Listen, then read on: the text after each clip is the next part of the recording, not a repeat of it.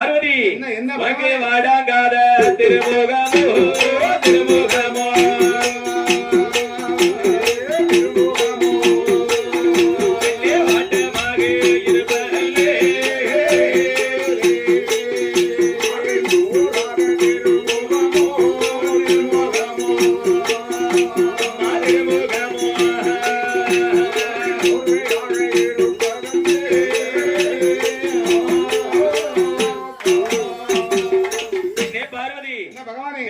செந்தாமரை போன்ற மலர் போல இருக்குமே முகம் இருக்குமே திருமுகம் இன்று ஏனம்மா இப்படி முகத்தோட இருக்கக்கூடிய விவரம் என்ன என்று சொன்னபோது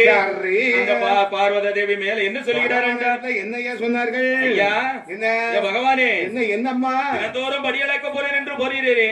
படியளக்க போன இடத்திலே பகவான் படி அளந்தீரா எல்லா உயிர்களுக்கும் பட்டினி இல்லாம படி அளந்தீரா இல்ல இப்ப சில உயிர்களை பட்டினியா போட்டீரா ஏமா உனக்கு சந்தேகம் வந்தது என்று சொன்னபோது பகவான் சொல்லுகிறார்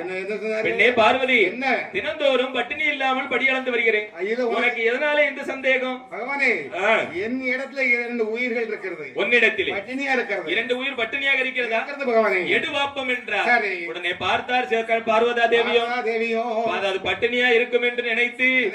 அந்த சிமிழுக்குள்ள இருந்த சிற்றெரும்பை எடுத்து திறந்து பார்க்கக்கூடிய நேரத்தில் திருக்காணி பூட்டை திறந்து பார்க்கக்கூடிய நேரம் அப்படி திறந்து பார்க்கக்கூடிய நேரம் இரண்டு சிற்றெரும்பு